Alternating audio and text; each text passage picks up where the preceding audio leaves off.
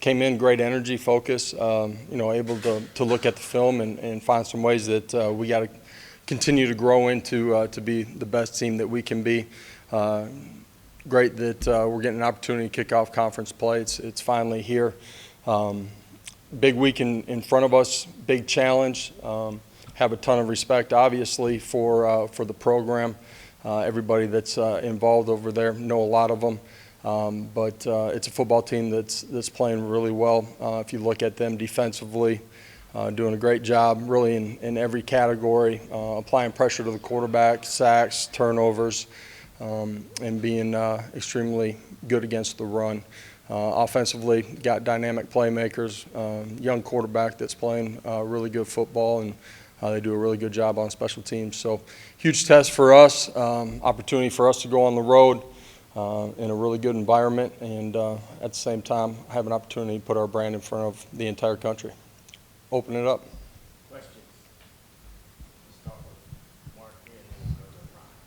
Well, let's go ahead and get to it. What are you going to talk about? Let's talk about Nebraska. Yeah. You go back into Norman. Have you thought about the emotions when you walk into that stadium? Yeah, it'll be unique. I had teammates and friends back there. They hit me up a little bit early. They were starting last week already. It'll be unique going back into that stadium. It's going to be a viewpoint. I'm not sure I've ever spent a day on the opposing sideline inside of that stadium, not even for a scrimmage. So it'll be different, but it's one that I'm really looking forward to. There's so many people that have been a huge part of my journey that I get a chance to go back and hopefully get a chance to say hi to a bunch of them. It starts with teammates. It's coaches that I had. It's a lot of coaches that I coached with. There's a lot of personnel that's still there. Guys that I coached. Guy that was in my wedding. There's a lot of people back there that I'm familiar with and have a lot of respect for. You mentioned him a second ago, but what impresses you about Jackson Arnold? About Jackson? In general, he takes great care of the football. I think he's got great command and presence in what they're doing offensively. He has the ability to use his feet to make things right. That can be when the pocket breaks down, design quarterback run, read game. He's a really talented young player.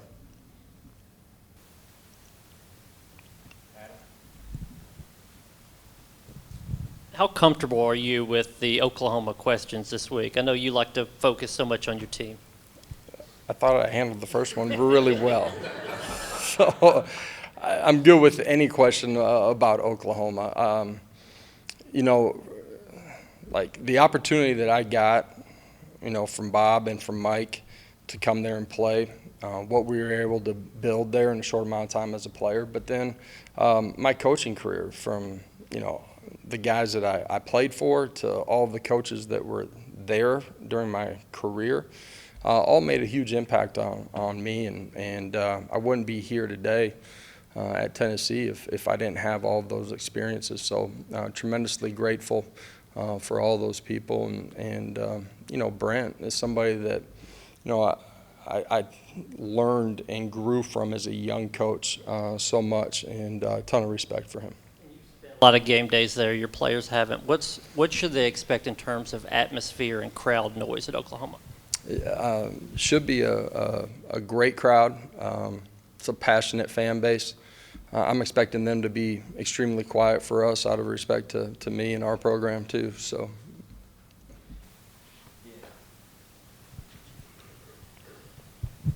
Josh, when you have a young quarterback in Nico making his first SEC start and this type of environment, do you believe in talking to him about what he is going to experience, or do you kind of believe in out of sight, out of mind, and how do you feel like his personality will translate in this type of moment? Yeah, I think his personality will translate extremely well. It wasn't a true road game, but being over in Charlotte and crowd being divided in half, I think is a part of preparing him, but our entire football for this too. The way we've prepared spring ball, training camp, our guys will be ready for this. It doesn't make the challenge any less difficult because of those things. You got to do ordinary things at a really high level, and you got to do them consistently in this, and that's communication. That's where it starts, in particular on the offensive side of the ball with crowd noise. But it's everybody, all three phases of the game: alignment, assignment, and technique after that. Coach, just how beneficial for you do you think it's been for you to play so many young guys, so many snaps these first 3 weeks, maybe compared to previous years? How much of a luxury? Yeah, certainly we've been able to play a lot more guys than we have at any point. A big part of that's our roster. The opportunity that every young player gets, they're only going to grow that much more quickly with those experiences on game day. Practice is awesome and it matters, but those game day experiences matter too, and to understand what it looks like, what it feels like, and where you got to continue to grow. So it's been really important to us here in the first 3 weeks. The depth of our roster and the experiences that they have is really important as you get into conference play. What do you anticipate to be the biggest obstacle your team will face coming up this week? Yeah, I don't think there's just one. First of all, I talked about their defense, their offense. They're well coached. They play extremely hard. They've been on the right side of the turnover margin. They got really good personnel. So this is a really good program. You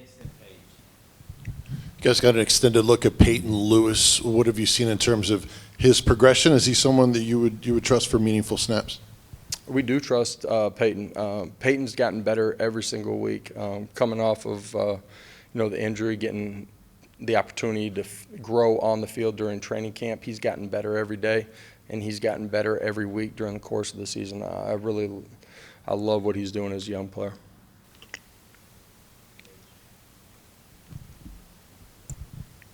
Nico has said that he actually prefers road games to home games. How have you seen maybe that energy in him shift as they do get ready for their first road game? I think there's nothing better than being in front of your home crowd. But there is something special about knowing that you're going on the road and the focus, the effort that it takes to go out there and be successful in those type of environments. That is something that is special that competitors relish. Yeah, Josh, you referenced with Mike Matthews being able to go to a 4-wide set. Yeah. Week before, a lot of 12 personnel. Is this just the depth showing up in more versatility offensively now at this point? Yeah, depth in your personnel gives you the freedom, the luxury to do more things, and that can be within your scheme, but it's certainly within our personnel groupings too. The first couple of years, we really primarily played 2 tight ends. Within the structure of what we do, that limits how much exposure you want those guys to have in 12 personnel. A year ago, we had, I think, 6 scholarship wide receivers, got guys banged up. With our roster now, you have the ability to go into a 4-wide set and go play really, really good football in it. Josh, I think through 3 games, Oklahoma's had about 10 takeaways. What have you seen on tape that allows them to be so aggressive playing defense? Yeah, 10 is the right number. Their front really active. They play tight coverage on the back end with all the structure that they show you on the back end. They play really assignment sound. They understand where they're supposed to be and recognizing patterns and getting into windows. They tie all 3 phases, all 3 levels of the defense in extremely well. And then when you have the ball in their hands, they're extremely active, punching, ripping, putting their hat on the ball. They've changed the way the game's played with a lot of those turnovers.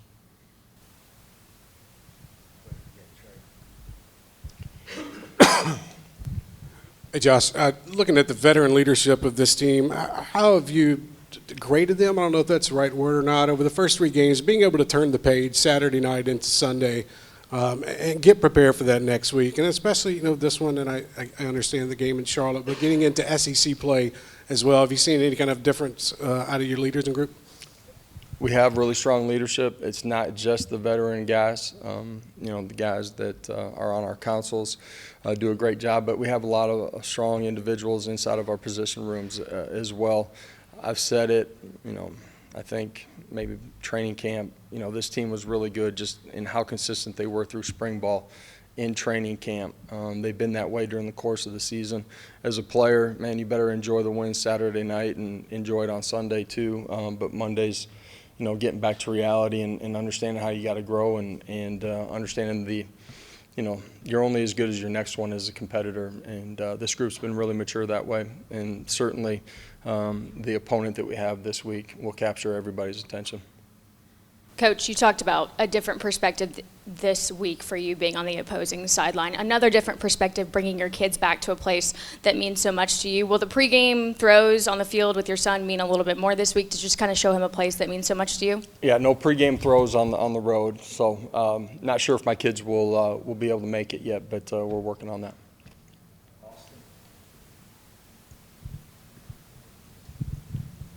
Josh, it seems like you guys really like Jermod McCoy and Ricky Gibson a lot out there at the corner. What have those two guys done, to establish themselves, and what sets them apart at this point? Yeah, we like those two guys, but we like the guys right behind them too.